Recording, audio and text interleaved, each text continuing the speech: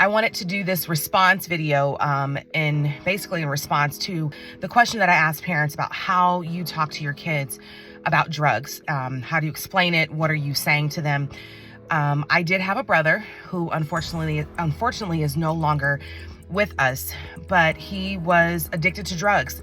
And as many times as I saw him, as many times as I saw what my mom had to go through, what his decisions, what it did to our family, what it did to him, even his children, it is heartbreaking to think about it. And so our son, our 8-year-old, asked me the other day, because this is, I think it's Red Ribbon Week. So he was asking, what are drugs? And so, yeah, I could list different types of drugs, but I know my son, and I know he's going to say, well, what is that? What is that? And so that's why I wanted to reach out and ask parents, how are you telling your kids what drugs are?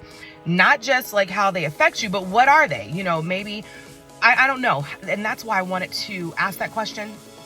And I think for us, it's of course time to have that conversation. And I know some of you may say, well, he's 8, he should have known this. Well, we don't have certain TV shows playing. He's not seeing things just before him that it just makes drugs an everyday conversation or something that we just automatically did. So it really brought to my attention, like, okay, this is a conversation we need to have, because I believe my pastor's wife said, if a child, this is my former pastor back in Illinois, if a child is old enough to ask, they are old enough to receive an answer. And so any questions that come up, I just want to be prepared as a parent to answer them. And so I was just reaching out to my Amina's Moment family, those that are constantly in contact with me, commenting and giving me information about what you're doing, and you just never know how you're helping someone else. So again,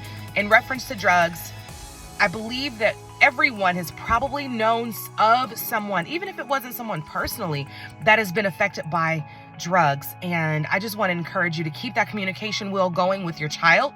I know that my husband and I are going to be having a serious conversation with our 8-year-old, because again, if you're old enough to ask, you're old enough to get an answer. And we want to make sure that he gets the right answer and not gets an answer that is from a source that is not reliable, from a source that does not care about his well-being, from a source that is, they just don't know. So thank you for joining me for Amina's Moment. I will see you guys next time.